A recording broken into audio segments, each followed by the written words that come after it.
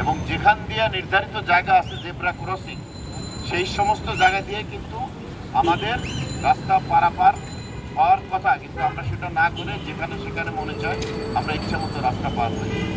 এই জন্য দুর্ঘটনা বেশি হয়। রাস্তা পার হইতে হলে অবশ্যই ফুটপাথ ব্যবহার করতে হবে। যারা পথচারী আছেন ফুটপাথ দিয়ে হাঁটবেন, রাস্তার পাশ দিয়ে বা মাঝ দিয়ে কখনোই হাঁটবেন না। আর ড্রাইভারদের বলি, আপনার কখনো মোড়ের উপরে কখনো পার্কিং করবেন না, সেটা রিক্সা হোক বা যে কোনো গাড়ি হোক।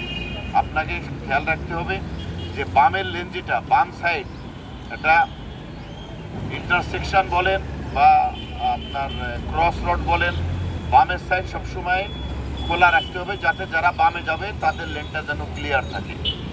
আসুন আমরা সবাই নিরাপদে থাকি, আমরা পরিবার পরিজন নিয়ে সুখে শান্তিতে থাকি, রাস্তায় যেন আর কোনো দুর্ঘটনা না হয় আমরা এই ব্যাপারে সবাই সচেতন হই।